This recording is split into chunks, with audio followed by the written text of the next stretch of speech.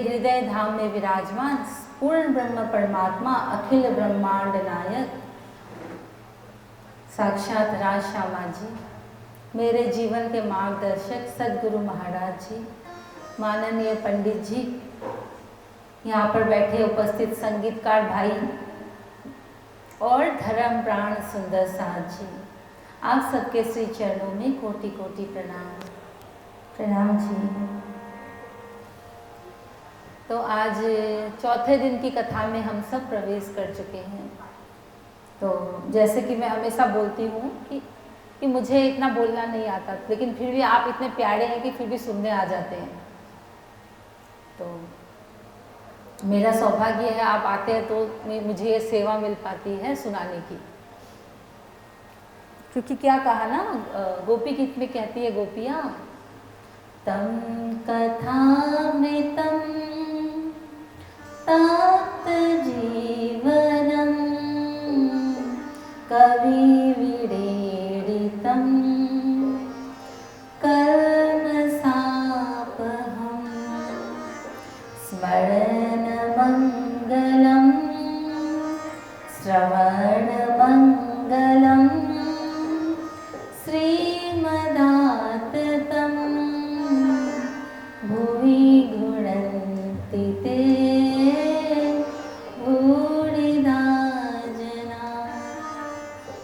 त्वं कथामृतम तप्त जीवनम, आपकी जो कथा है ना, वो जो संसार में तप्त है ना, ताप से संताप से ग्रस्त जो है, दुखी है, तो आपकी जो कथा है उन सब प्राणियों को सुख पहुंचाने वाली है। तम कथामृतम तप्त जीवनम कवि विदितम कल्मषापहम, कि सारे कल्मश को, कलह को नष्ट करने वाली आपकी कथा है।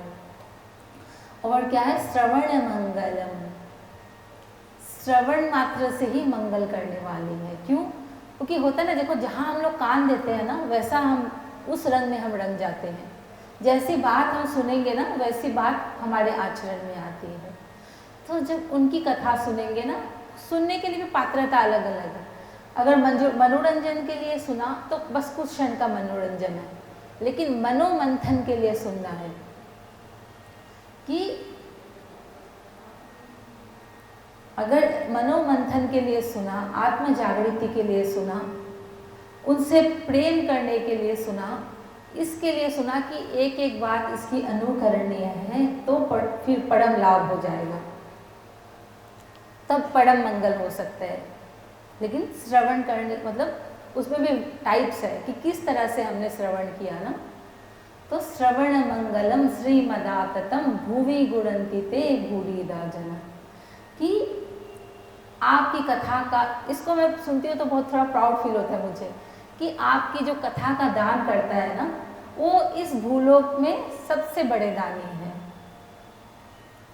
तो ऐसे तो मैं इस योग्य नहीं हूँ, लेकिन फिर भी मतलब, और दान किसे कहते हैं? जहाँ खुद का कोई स्वार्थ नहीं है, जो केवल परमात्मा की प्रसन्नता के लिए हो, केवल इसलिए हो कि परमात्मा की कथा का विस्तार करना है ना, केवल कि प्राणी मात्र को उससे सुख उपजे, आनंद उपजे ना, उसे दिशा मिले, सही मंजिल मिले, इसीलिए कथा है। लेकिन अगर कोई कामना से प्रेरित होकर किया तो वैसे ही हुआ फिर वो, मतलब जैसे कि हम लोग कोई भी बिजनेस करते हैं ना, कुछ सामान देते हैं, उसके बदले लेते हैं, फिर उसमें तो कुछ वो नहीं रहा, मतलब जिस पैसे से हीरा खरीदा जा सकता था, उससे खाली कंकड़ पत्थर खरीद लिया। तो लेकिन तो जो दान करता है सच में, तो वो बहुत बड़े दानी हैं।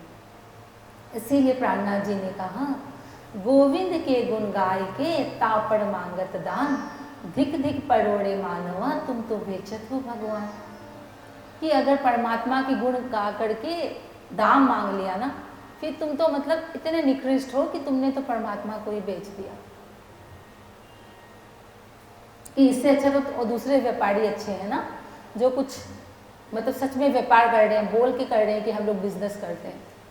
लेकिन ये मतलब ये तो शुद्ध भाव से अगर कही जाती है, तभी क्या होता है ना, action speaks louder than words. अगर सही भावना हो, सही सच्ची भावना हो, तब जा कर के किसी को लाभ दे सकती है कथा, सुनाने वाले को भी और सुनने वालों को भी। अगर सच्चा भाव हो हृदय में कि हाँ सामने वालों को सुख पहुँचे, या फिर गीता में भगवान कहते हैं कि वो भक्त मुझे बहुत प्यारे हैं ना, जो मेरी कथा को कहते हैं, जो मेरे यश का विस्तार करते हैं। तो मैंने सोचा कि ये तो अच्छी बात है फिर, कि अब उनको, मुझे तो उनका प्यारा बनना है, तो फिर ये मार्ग बहुत अच्छा है कि हाँ, क्योंकि उनके प्रसन्नता के लिए ना। इसलिए क्या कहा, बन जाओ तेरी प्यारी, तुझे प्यार करते करते, बन जाओ तेरी प्यारी, तुझे प्यार करते करते, जीवन बिताया सारा, जीवन बिताया सारा, इंतजार करते करते, जीवन बिताया सारा, इंतजार करते, बन जाओ तेरी प्यारी, तुझे प्यार करते करते, कि क्या पता ऐसे ही उनको प्यारी लग जाऊं मैं। तो कथा जब भी कहना होता है तो इसी भाव से, इसी कामना से कि हाँ सबका कल्याण हो उससे ना, सबका लाभ हो उससे, कुछ मिले ना, कुछ फायदा, तब जाके फायदा। नहीं तो बस सुन लिया और बस पल्लू झाड़ के चले गए तो कोई मतलब नहीं सुन के। फिर वो ज्ञान ही किया जिसको आचरण में हम नहीं लाए ना। जैसे कि बचपन में ना एलजेब्रा होता था तो a+b² समझ लो वो याद कर लिया, लेकिन उसको अगर प्रैक्टिकली अप्लाई भी नहीं किया तो क्या फ़ायदा हुआ। जैसे कि एक प्रसंग आता है कि ना एक शिकारी के कब्जे में ना बहुत सारी चिड़िया आ जाती है। तो एक महापुरुष गुजर रहे होते हैं तो उसको, उनको ना बहुत दुख होता है कि इतनी सारी चिड़िया मतलब इसके कब्जे में आ गई, सारी बेचारी मारी जाएगी ना। तो वो क्या करता है ना, सबको छुड़ा लेता है पैसे दे के उसको। तो अब वो तोते थे, मतलब जितने भी थे ना, तो उनको सिखाया, देखो शिकारी आएगा, जाल बिछाएगा, लेकिन फंसना मत। और शिकारी आएगा, जाल बिछाएगा, दाना डालेगा, लेकिन फंसना मत। अब सबने याद कर लिया, शिकारी आएगा, जाल बिछाएगा, दाना डालेगा, लेकिन फंसना मत। अब क्या हुआ ना, शिकारी गया, देखा ये तो तोते रट रहे हैं सब सारी बात। तो अब शिकारी ने सोचा अब तो गया मैं, तो ये तो नहीं आएंगे मेरे चंगुल में। फिर अपने दोस्त से पूछा कि क्या किया जाए। बोले कि एक बार कोशिश करने में क्या हर्ज है, जाल बिछा के देखो। लेकिन जाल बिछा दिया, फिर दाना डाल दिया। अब सारे एक एक करके सब उसमें फंस गए, लेकिन तो भी गाड़े हैं क्या, शिकारी आएगा, जाल बिछाएगा, दाना डालेगा, लेकिन फंसना मत। तो ये और किसी की कथा नहीं है, हमारी कथा है। हम ही वो है जिसको, हमें सारा ज्ञान है, लेकिन जिसको हमने प्रैक्टिकली अप्लाई नहीं किया अपने जीवन में। ऐसा नहीं है कि एक ही बार में, क्या कहते हैं ना, Rome is not built in a day. एक साथ में बड़ा काम नहीं हो सकता। जैसे कि किसी को बहुत ऊंचा पहाड़ चढ़ना है, एवरेस्ट चढ़ना है, तो स्टार्टिंग कैसे करेगा, वो छोटा छोटा स्टेप्स लेगा ना, छोटे छोटे पहाड़ चढ़ेगा, क्लाइंब करेगा, ट्राई करेगा, तब जा करके एक दिन वो एवरेस्ट जाके चढ़ता है। एक दिन में नहीं चढ़ लेता कोई भी एवरेस्ट ना। तो इसी तरह से धीरे धीरे धीरे धीरे इस ओर हम आए, आनंद की ओर, शांति की ओर ना, सुख की ओर। क्योंकि मानव तन मिला है सुख के लिए, लेकिन हम पा रहे हैं घोर दुख। क्या होता है, हम या तो पास्ट में जीते हैं या फ्यूचर में जीते हैं।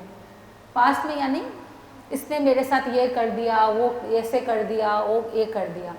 लेकिन आपने कभी ध्यान दिया है हमने कि जब हम पास्ट को एक्सप्लेन करते हैं कोई कि ना इसने इतना खराब कर दिया, तो उस समय दुख हो रहा होता है ना हमें, क्योंकि हमें वो पल याद आ जाता है ना, वो घटना याद आ जाती है।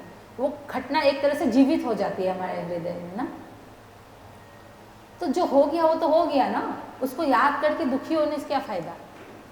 एक पिक्चर को हम एक बार देखते हैं, बार बार तो नहीं देखते।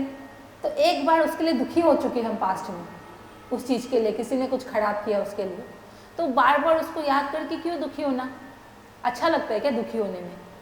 तो उस चीज़ को भुला दे, पास्ट को ना, जो हो गया सो हो गया, उसमें तो कुछ बस नहीं है किसी का। और एक किस्म जीते फ्यूचर में, ऐसा ना हो जाए, वैसा ना हो जाए, ये नहीं हो जाए ना। तो क्या करना चाहिए कि अपने तरह से पूरा प्रयास करना चाहिए, लेकिन जो एंड रिजल्ट है ना वो भगवान के हाथ में सौंप देना चाहिए। क्या कहा, कर्मण्येवा अधिकारस्त मा फलेषु कदाचन, कि हमारा तो केवल कर्म करने में अधिकार है ना।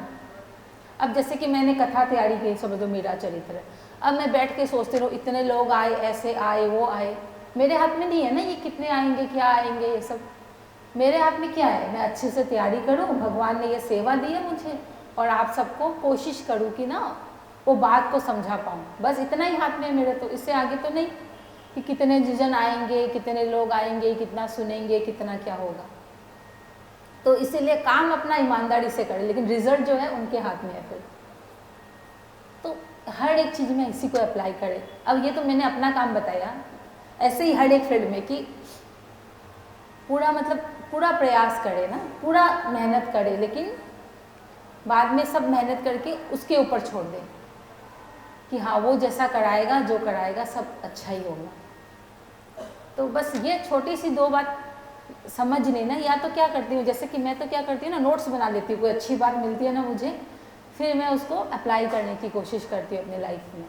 जैसे सत्संग से मिलती रहती है, तो सत्संग जैसे कि आजकल तो यूट्यूब में भी बहुत सत्संग अच्छा मिलता है, या फिर गुरुजी का भी सत्संग मैं बहुत मतलब सुनती हूँ रोज़।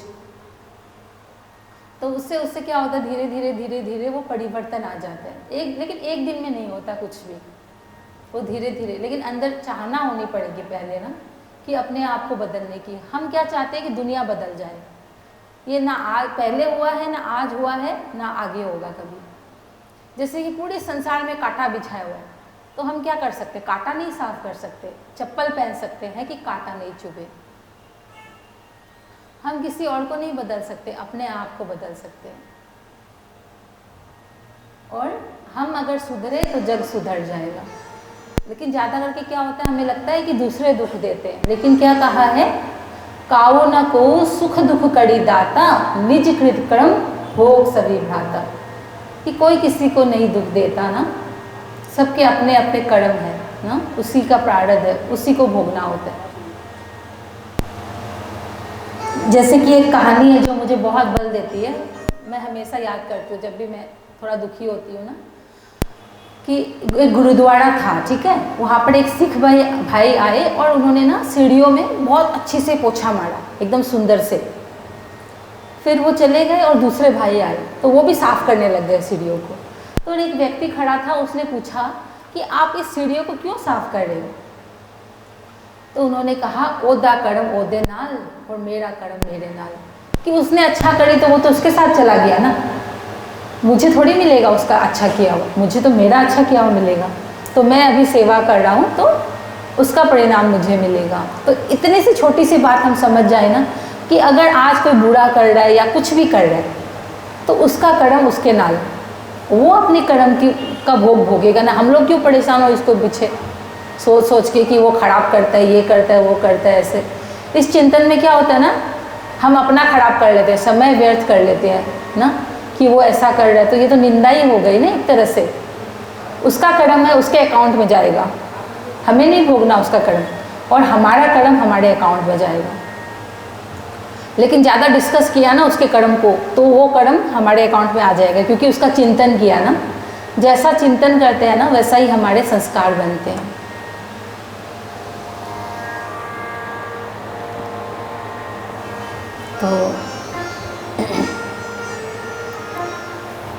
तो इसीलिए कहते हैं कि कर्म करने में सावधान और उसके फल भोगने में प्रसन्न रहे, क्योंकि फिर जो रिजल्ट आता है वो तो हमारे हाथ में है ही नहीं।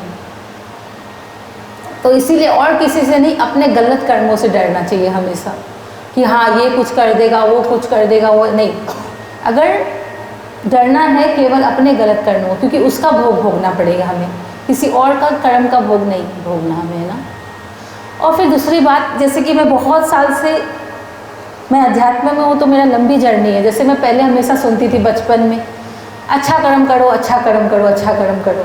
मैं हमेशा सोचती थी ये अच्छा कर्म करो कैसे होते हैं, लेकिन धीरे धीरे धीरे धीरे जैसे होता है ना, एक ग्रोथ होता है ना इंसान का, एक मैच्योरिटी आती है, तो अब जाके धीरे धीरे मुझे समझ आया कि अच्छा कर्म कैसे हो, जब मन अच्छा होगा, भाव निर्मल होगा, तभी कर्म अच्छा हो सकता है। नहीं तो जो अच्छा कर्म कहलाते हैं ना हम करना, वो भी खराब हो सकता है। जैसे कि दान दिया समझो, अब उसी दान को वो अच्छा भी हो सकता है और वो नॉर्मल भी हो सकता है। जैसे कि एग्जाम्पल, जैसे कि एक बहुत धनाढ्य सेठ था, ठीक है, तो वो बहुत दान करता था, बहुत दान करता था, तो सारी जगह उसकी जय जयकार होती थी, मतलब जहीं भी जाता था एकदम पियाव लगवाता था, मंदिर बनाता था, सब कुछ करता था। और एक मतलब गरीब व्यक्ति था, तो वो भी दान देता था, चुपचाप 1 रुपये दे करके पीछे बैठ जाता था, कथा में, सत्संग में, जहाँ पर भी जो भी काम कार्य होता था सामाजिक। तो अब क्या हुआ ना, ऐसा हुआ कि दोनों एक ही दिन दोनों का देहांत हो गया और दोनों यमपुरी गए। तो अब सेठ जी की तो चौड़ी छाती, हाँ जल्दी जल्दी अकाउंट्स निकालो, मैंने तो बहुत अच्छे काम किए हैं, मुझे स्वर्ग में भेजो। तो अब खोले उन लोग, यमराज ने खोला, बोला ये तो खाली है। बोला ऐसे कैसे, और उधर से वो भिखारी जा रहा था और उसके लिए तो एकदम पूरा मतलब स्वर्ग से पार्षद आ गए। बोले ये इसने तो कुछ भी नहीं किया, इसका इतना कैसे। बोले ये 1 रुपया चढ़ाता था, ये तो खाली। और तो बोले ये पूरे दिन में 10 रुपये कमाता था, तो 1 रुपया चढ़ाता था, मतलब कमाई का 10% हो गया ना। और दूसरी बात, हाँ आपने करी तो थी, बहुत दान पुण्य किया था, लेकिन कहीं नाम तो नहीं लिखा लिया, नेम प्लेट तो नहीं लिखा लिया। बोले क्यों, वो तो लिखाना ही चाहिए। बोला नाम एक ही जगह होगा, यहाँ पर या वहाँ पर। अब आपने वहाँ पर ताली, यहाँ नीचे ताली बजवा ली, अब यहाँ कुछ नहीं मिलेगा, अकाउंट खाली। और इन्होंने क्या किया, वहाँ पर इनका नाम नहीं हुआ, इसीलिए इनका जमा हो गया सब। तो वो अलग अलग भाव होता है, या तो एक दान करते हैं तो ये कि मतलब मेरा नाम हो, मेरा इज्जत हो, मेरा ये हो। जैसे कि एग्जाम्पल मैं खुल के ही बोलती हूँ, जैसे मैं कथा कर रही हूँ, तो मैं ये सोच के कथा करूँ कि मेरा बहुत नाम हो, मेरा इज्जत हो, बहुत पैसा मिले मुझे, ये हो वो हो, तो ये गया सारा पानी में, जीरो। और ये सोचूं कि ये सेवा है, वो मुझे मिली है ना। जैसे कि अब चलो ठीक है, मुख से निकल रहा था, मैं बोल देती हूँ। मैंने क्या प्रार्थना करी ये सेवा करके कि मुझे नहीं पता ये कैसे होगा, कितने लोग आएंगे, क्या आएंगे, मैं ये सब नहीं जानती, लेकिन मेरा जो प्रेम है ना आपके चरणों में, वो दिन भर प्रतिदिन बढ़ना चाहिए, बस मुझे ये पता है। इससे ज़्यादा मैं नहीं जानती कुछ भी। आप सेवा दोगे तो मैं कर लूँगी, नहीं दोगे तो मैं नहीं करूँगी, मैं घर में भी खुश हूँ, लेकिन ये आपके लिए मैं कर रही हूँ और इसका फलस्वरूप मुझे आपका प्रेम चाहिए, बाकी कुछ नहीं चाहिए।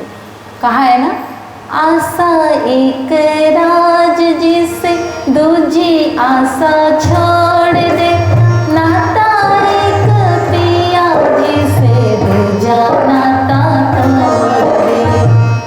कि एक आस उससे रखे बस, तो हम स्वतंत्रता से जी सकते हैं, नहीं तो फिर सारे जीवन सबकी गुलामी करनी पड़ेगी। कि ओहो इसको खुशी करो, उसको खुश करो, ये करो, इसको रिझाओ, ये रूठ गया ना, इसको मनाओ, ओढ़े, इसके बिना तो काम नहीं चलेगा। नहीं, सबके बिना काम चल सकता है, लेकिन केवल उसके बिना काम। उसको रिझा लिया ना, समझो सारे जग को रिझा लिया, क्योंकि सब कुछ उन्हीं के हाथ में तो है ना, और किसके हाथ में। तो उस एक को रिझा लो बस, फिर जन जन की गुलामी नहीं करनी पड़ेगी, फिर जन जन के पास हाथ नहीं फैलाना पड़ेगा काम के लिए। तो ये बहुत बड़ी बात है, और इस तरह से हम निश्चिंत जीवन जी सकते हैं ना, भक्ति करके और उन पर विश्वास करके, उनसे प्रेम करके, उनका आश्रय लेके। इसीलिए कहा, मैंने सारे सहारे छोड़ दिए, बस तेरा सहारा काफी है। मैंने सारे सहारे छोड़ दिए, बस तेरा सहारा काफी है। मुझे फिक्र नहीं दुनिया भर की, बस तेरा सहारा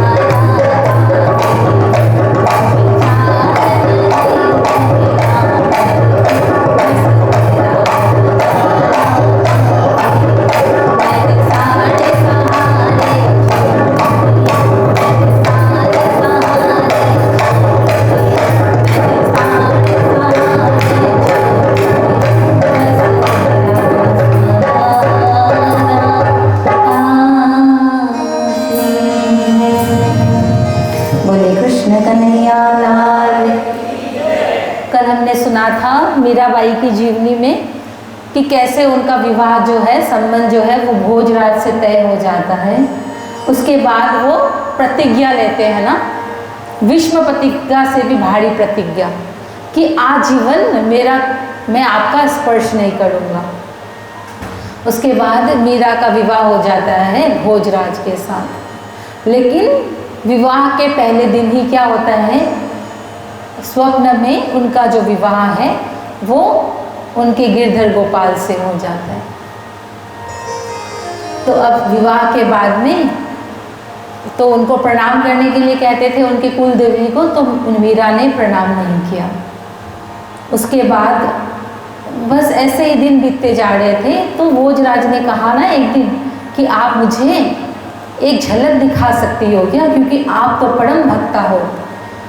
तो मीरा ने कहा ना कि मतलब सारी बात बताई अंतरंग ना, कि आपके विवाह से एक रात पूर्व मेरा विवाह हो चुका, और ना अपनी दासियों को कहा कि जाओ वो 2 पेटियां ले आओ जिसमें ना पड़ला पड़ा है। पड़ला मतलब होता है कि ना वो लड़की के ससुराल से आते हैं गहने कपड़े लत्ते सब, और विवाह में वो लड़की वो सभी पहनती है जो वधू होती है। तो 2 संदूक लेकर के आई। एक तो था जो चित्तौड़ से गया ना, तो मीरा ने कहा देखो ये सब वस्त्र आभूषण मैंने पहने भी नहीं, ये सब तो ऐसे के ऐसे पड़े थे। और दूसरे जो थे वो जो वहाँ से आए थे, उनके उस ससुराल से आए थे। तो देखा भोजराज ने कि इतना सुंदर वस्त्र आभूषण, ऐसे रत्न कि जो अंधेरे में भी चमकते हैं।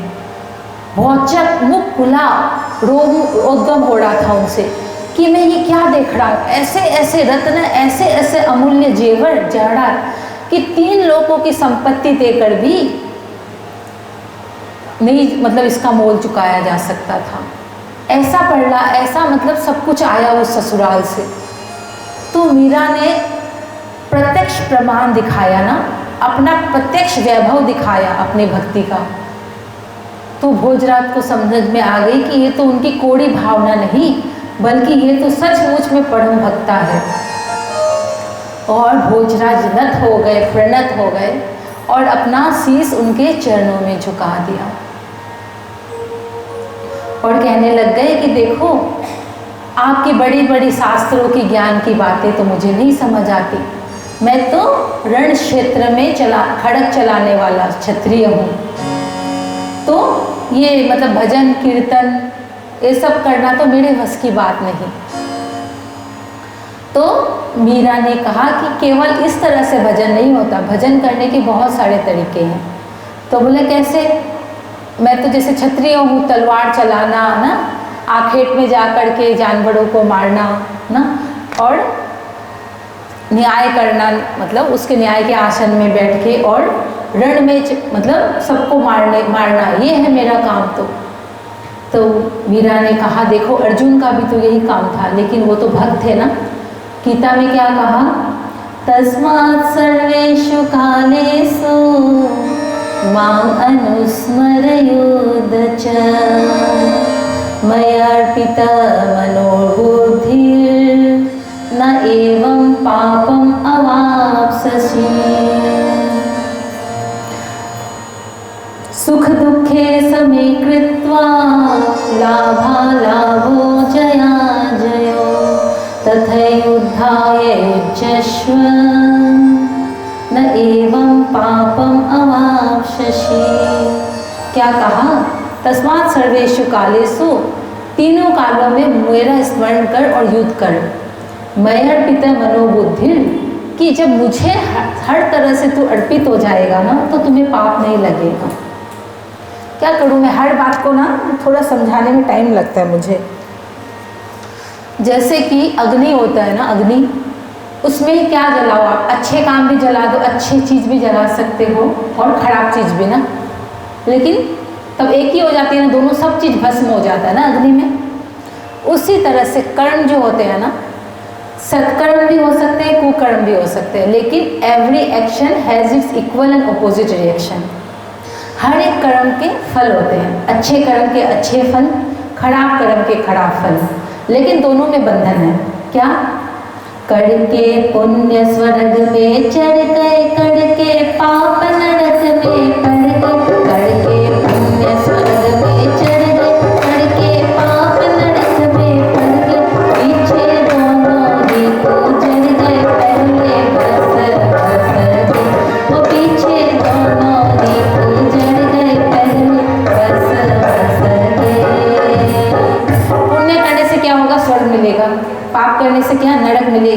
84 लाख योनि मिलेगी। तो अच्छे कर्म का अच्छा फल, बुरे कर्म का बुरा। लेकिन बाद में क्या कहा, गीता ने कहा है, क्या कहा कि स्वर्ग जाने से क्या होता है, वो तेतम भुक्त्वा स्वर्लोकम विशालम छिन्ने पुण्य मृत्युलोकम विच्छन्ति, कि जब पुण्य होता है ना तो स्वर्ग जाते हैं, लेकिन जब पुण्य खत्म मृत्युलोकम विच्छन्ति, मतलब फिर यहाँ आना पड़ता है। इसका मतलब जैसे 5 स्टार होटल में कब जाते हैं, जब पैसा होता है, और जब खत्म हो कौन रखेगा वहाँ 5 स्टार होटल में, नहीं ना, जेब में पैसा। उस तरफ से जेब में पुण्य होते हैं तो स्वर्ग जाते हैं। जैसे बचपन में सुनती थी वाह स्वर्ग, बाद में गीता पढ़ा तो समझ आया वो ये स्वर्ग तो कुछ नहीं है। तो अच्छे कर्म तो इन दोनों से परे होना पड़ेगा, मतलब मुक्ति के लिए, नहीं तो फिर चक्कर चलता रहेगा ना, अच्छे कर्म के अच्छे फल, बुरे कर्म के बुरे। स्वर्ग में जाएंगे, कभी नरक में जाएंगे, कभी क्या करेंगे। जैसे कहा राजेश्वरी तपेश्वरी सु राजेश्वरी, राजेश्वरी सु नरकेश्वरी, कि तप करने से पुण्य होता है, उसके प्रताप से राजा बन जाते हैं। फिर राजा का होने से क्या होता है, गलत सलत काम हो जाते हैं, फिर नरक में पड़ जाते हैं। तो ये चक्र चलता रहेगा काल का। तो जब उनके चरणों में सब अर्पण कर देते हैं ना, अच्छा बुरा, हानि लाभ, यश अपयश सब, तो हम तो क्या करते हैं ना, अपना दुख को उनके अर्पण करना चाहते हैं। खाली दुख को नहीं, जो सुख है, जो आपको मिला ना, जो प्रोग्रेस मिला, वो भी उनको पहले तो वो अर्पण करना पड़ेगा। कोई सम्मान करता है या कुछ, तो बोलो मैं करने वाला कुछ नहीं, वो है सच में, खाली मुख से नहीं, मुख से बोला वो कुछ काम नहीं आता, क्योंकि तन की जाने मन की जाने, मन जाने दिल की चोरी, कि जो अच्छा किया है वो भी आपने ही करवाया है, नहीं तो मेरी बुद्धि कहाँ। ऐसे कि हम नाम जप करते हैं, आज आप सब यहाँ बैठे हैं या फिर मैं भी बैठी हूँ, तो उनकी तो कृपा है ना, नहीं तो अभी तो 100 काम सोच सकते थे हमें, टीवी देखना, इधर जाना, घूमना, गप्पे लड़ाना है, बिस्तर में सोना, अपना बिस्तर का सुख भी तो त्याग करके आए ना।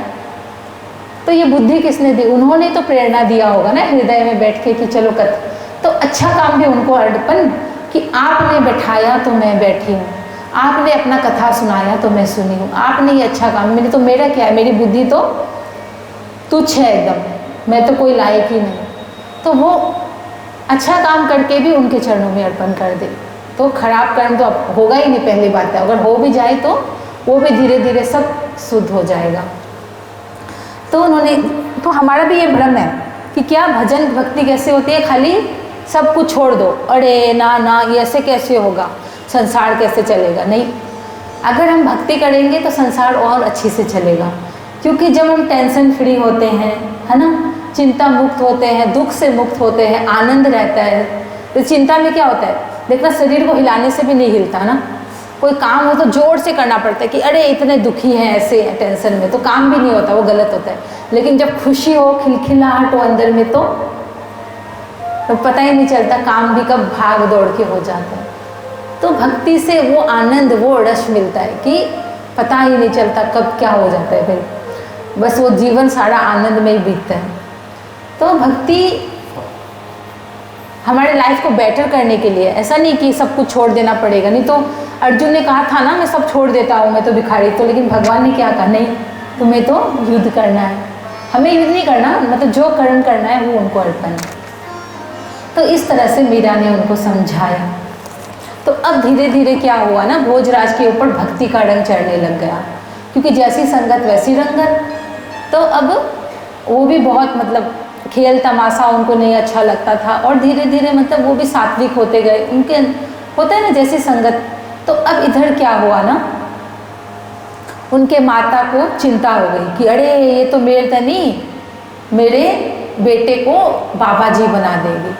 तो उनके जो ससुर जी थे ना, वो बहुत समझदार थे, राणा सांगा। तो उन्होंने कहा कि अरे बच्चे को अच्छे काम से नहीं रोकना चाहिए। क्यों? युधिष्ठिर राजा थे, भक्त थे, प्रहलाद राजा थे, भक्त भी थे, ध्रुव भी राजा भी थे, भक्त भी थे, राजा अम्बरीश राजा थे, भक्त थे। तो भक्ति से तो और अच्छा कार्य चलेगा और अच्छा राज्य चलेगा। तो हमारे भी ऐसा ही भ्रम है, क्या बच्चों को भक्ति में लगा देंगे तो पढ़ाई कैसे, अरे भक्ति में नहीं लगाएंगे, अच्छा संस्कार नहीं देंगे तो ये तो पूरा बिगड़ जाएंगे। आजकल तो बहुत साधन है, पहले तो फिर भी बिगड़ने का चांसेस बहुत कम थे, आजकल तो बहुत चांसेस हो गए बिगड़ने के ना। तो इस तरह से अब उनका मीराबाई का जीवन बीत रहा था ससुराल में। अब क्या हुआ ना, जैसे कि सामान्य बहू होती है कि हाँ उसे राग चाव रंग करना अच्छा लगता है ना, नियम से जाए सास की से मतलब बात करने, उनके पगा लागने, तो ऐसा कुछ मीराबाई से हो नहीं पाया, क्योंकि नहीं होता एक भक्त से ना ये सब नहीं होता, ज़्यादा फॉर्मेलिटी वो नहीं कर सकते। तो सारे जो परिवार के लोग थे ना बहुत ज़्यादा खुश नहीं थे उनसे। एक दिन उदा आई और कहने लग गई कि भाभी साहब, विवाह को तो 1 महीने हुए हैं लेकिन आप तो दूज का चांद बन गई, आप तो कहीं दिखाई नहीं देते हो। तो बोले क्या करूं, पूरा दिन गिरधर की सेवा में निकल जाता है, कुछ समय आपके भाई के साथ वार्ता करने में, और शाम को समय में शास्त्र पढ़ने बैठ जाती हूँ। इस समय पूरा समय निकल जाता है। कोशिश तो करती हूँ पाँव छूने के लिए जाऊँ, लेकिन मैं क्या करूँ, मुझे समय ही नहीं मिलता। तो बोले भाभी साहब सब नाराज है, जानते हो आपकी सास जी कितनी नाराज है। कहती है ऐसे तो बहू को कहो गाने के लिए नाचने के लिए, तो कहते हैं मुझे संसारी गान नहीं आता, नाचना नहीं आता, लेकिन ऐसे तो अपने महल में सुबह उठते ही नाचने लग जाती है, पैर थिरकने लग जाते हैं। और मैंने सुना है कि आप अलग सोती हो, भाई अलग सोता है। और माँ तो कहती है कि विवाह के बाद में कितना चाव होता है, कितना रंग होता है, तो बिंदनी को कभी देखा ही नहीं हंसते बोलते भोजराज के साथ। आप देखते नहीं हो हमारे भाई कितने मुरझा गए, सूख गए, पहले कितना हंस हंस के बोल मतलब करके मेरे से बात किया करते थे। अब तो जब भी आती हूँ इनको देखती हूँ तो उनका मुख उदास रहता है। तो मीरा कहती है कि देखो मेरा वश का नहीं है ना, मैं आपको क्या कहूँ, मेरा सोना जागना उठना बैठना नाचना गाना सब गिरधर गोपाल को समर्पित है, क्योंकि गिरधर गोपाल मेरे पति हैं। मैं अपने भोजराज को भी, उनको भी मैंने कह चुकी हूँ, लेकिन फिर आपसे कहती हूँ कि बड़े गुरुजनों से कह करके उनका दूसरा विवाह कर दे, क्योंकि मेरे तो गिरधर गोपाल वो मेरे पति हैं। अच्छा तो गिरधर गोपाल जब तो आपके पति हैं, तो मेरे भाई का जीवन क्यों बर्बाद करना था आपको? आप क्यों आई यहाँ पर? क्यों नहीं किसी जोगी से विवाह कर लिया? क्यों नहीं वृंदावन चली गई? तो मीरा ने कहा कि मैं आई नहीं, आपके भाई साहब मुझे यहाँ लेके आए हैं। वो तो उनसे पूछिए कि उन्होंने मेरे से क्यों विवाह किया। तो बोले कि इतने बड़े बड़े घर से संबंध आ रहे थे, रिश्ता आ रहे थे, लेकिन पता नहीं ये खोटी भौजाई लिखी उनके नसीब में मेरे। तो इस तरह से अगड़म बगड़म जो उनके मन में आया वो बोल करके पैर पटक करके चली गई। तो इस तरह से क्या हुआ, कुछ दिन बीते और गणगौर का पर्व आया। तो राजस्थान में विशेष करके हमारे गणगौर बनाया जाता है ना, तो अब गणगौर का अवसर आया। तो गणगौर के पहले दिन एक दासी आकर के बोलती है कि मेरे तनी जी सा, आपको ना आपकी बड़ी सास ने, सब सासों ने कहा है कि कल भोर की बेला में, मंगल बेला में आप आ जाइए। गौरी माँ मतलब गणगौर पूजा होगी उस समय ना, तो उस समय का मुहूर्त है। तो उन्होंने कह दिया कि देखो उस समय तो मेरा गिरधर गोपाल की सेवा का समय होता है, तो मैं उस समय नहीं आ सकती। तो बोले अच्छा आप क्या कहते हैं बहू जी, घर में तो संग्राम छिड़ जाएगा। तो बोले कि अच्छा तो बता कि किस लिए होता है, गणगौर की पूजा क्यों की जाती है? बोला सुहाग के लिए किया जाती है वो। तो बोला ओ तब तो मुझे और भी ज़रूरत नहीं, क्योंकि मेरा सुहाग तो अजर है, अमर है, अविनाशी है, तो मुझे तो बिल्कुल भी ज़रूरत नहीं गणगौर पूजा की। अब दूसरे दिन फिर आ गई सुबह सुबह वो। अब इधर मीरा सुबह उठती है, सोचती है जगा दो उनको, फिर सोचती है नहीं नहीं रात को तो इनको पौड़ने में बहुत देरी हो गई। अब इधर दासी आती है फिर से, बोलती है चलिए बहू जी चलिए, नहीं तो अनर्थ हो जाएगा।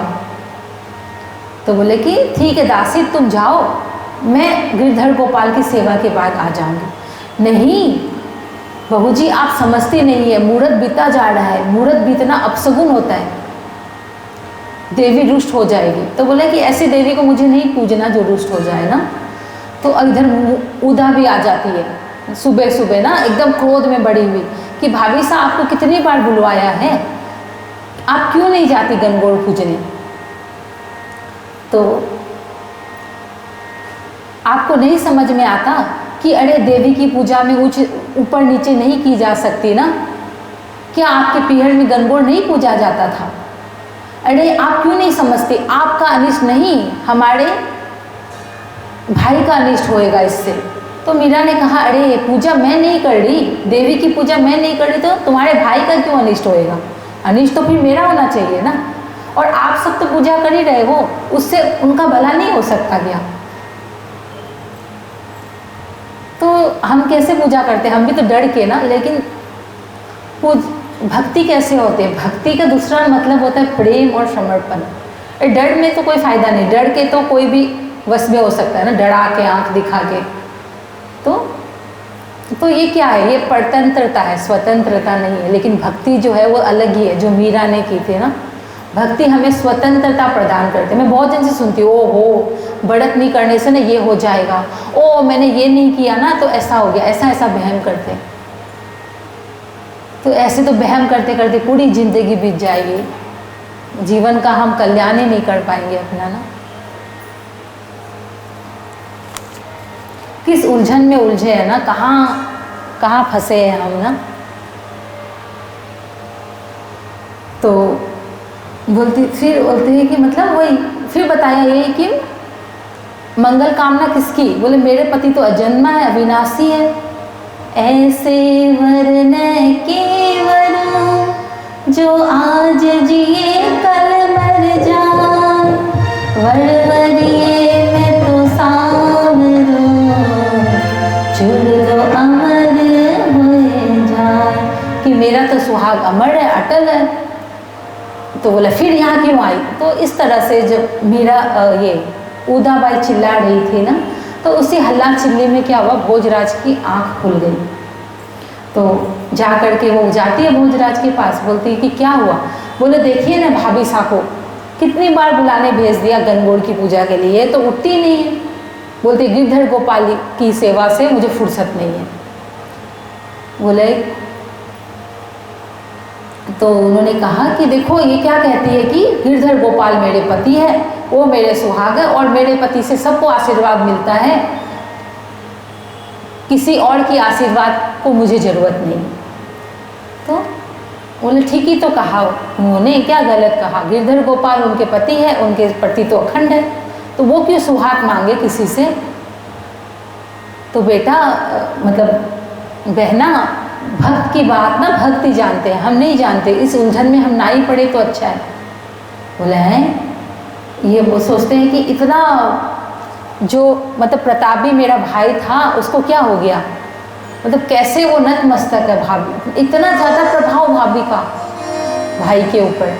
तो जा करके उदार जो भी मन में आता है ना सब अपनी माँ को कह देती है। तो इधर तो भारी असंतोष फैल गया ना पूरा, कि अरे ये कैसी है, ये मतलब अलग अलग गाली, मतलब गाली बहुत देते हैं सब ना, कि ये तो कैसी है, मतलब ये जानती नहीं है माल मर्यादा, और गणगौर का व्रत इसने छोड़ दिया जो सुहाग के लिए होता है।